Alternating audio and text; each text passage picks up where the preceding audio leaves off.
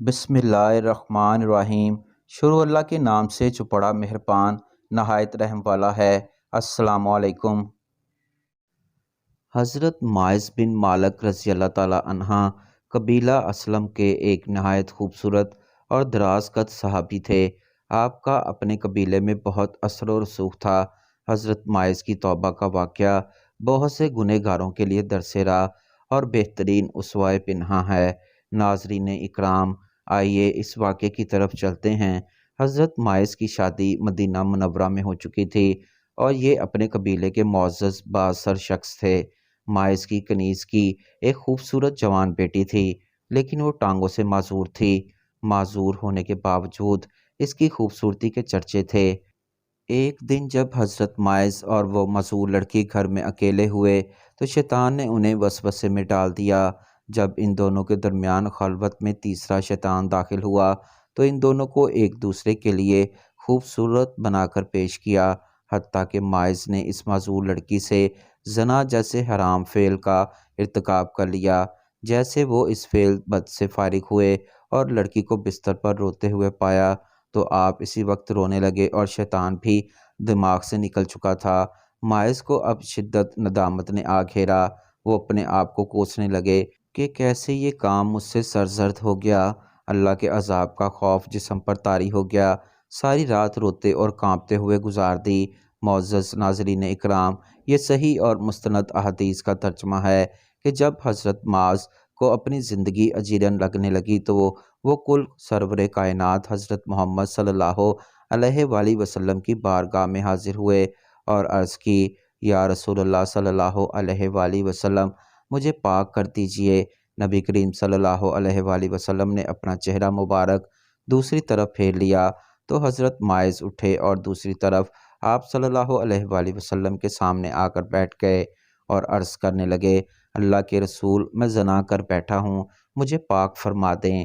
حضرت محمد نے فرمایا، تیرا بھلا ہو، لوٹ جا اور اللہ سے توبہ استغفار کر۔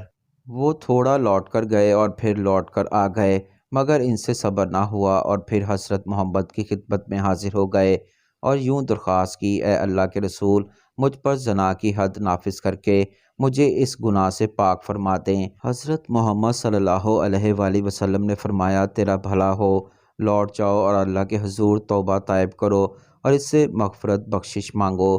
راوی کا بیان ہے کہ وہ لوٹ گئے اور تھوڑی ہی دیر گئے، مگر پھر وہ فوراً لوٹ آئے اور گریو زاری کرنے لگے کہ اے اللہ کے رسول، مجھے پاک کر دیجئے۔ نبی پاک نے پھر زوردار آواز سے فرمایا، تیرا برا ہو، تمہیں کیا معلوم کہ زنا کیا ہے؟ پھر نبی پاک صلی اللہ علیہ وآلہ وسلم نے فرمایا کہ انہیں میرے سامنے سے دور ہٹا دو، مگر وہ یکے بعد دیگرے اور دوبارہ سہ بار لوٹ کر آتے ہی چلے گئے۔ جب ان کا بار بار لوٹنا بڑھ گیا تو نبی پاک ان کے خاندان قبیلے کے لوگوں سے پوچھا کہ یہ نوجوان کہیں پاگل تو نہیں؟ تو لوگوں نے عرض کیا، نہیں یا رسول اللہ، یہ تو ہمارے قبیلے کا سمجھدار اور طاقتور شخص ہے۔ پھر نبی کریم صلی اللہ علیہ وآلہ وسلم نے فرمایا، ذرا دیکھو کہیں یہ نشے میں تو نہیں ہے۔ ایک صحابی اٹھے اور حضرت معاذ کا منہ سونگھ کر بتایا کہ نہیں، انہوں نے شراب نہیں پی رکھی۔ پھر نبی کریم صلی اللہ علیہ وآلہ وسلم نے معاذ سے فرمایا، جانتے ہو زنا کیا ہوتا ہے؟ معاذ عرض کرتے ہوئے، جی حضور جانتا ہوں، میں نے اپنی کنیز کی معذور بیٹی سے زنا کیا ہے۔ نبی کریم صلی اللہ علیہ وآلہ وسلم نے فرمایا کہ اب تم اس گناہ سے پاک ہو جانا چاہتے ہو، جبکہ اس سے پاک ہونے کے لیے شرعی حد نافذ کرنا ہوگی۔ حضرت معاذ عرض کرنے لگے، جی یا رسول اللہ صلی اللہ علیہ وآلہ وسلم، میں اس قدر نادم ہوں کہ میں چاہتا ہوں کہ مجھ پر شرعی حد نافذ کی جائے۔ ٹھیک ہے، اور آپ نے صحابہ رضوان اللہ علیہم اجمعین کو حکم فرمایا کہ اس نوجوان کو رجم سنگسار کر دیا جائے۔ چنانچہ انہیں رجم کر دیا گیا تھا کہ وہ مسلسل پتھر لگنے کے نتیجے میں وفات پا گئے۔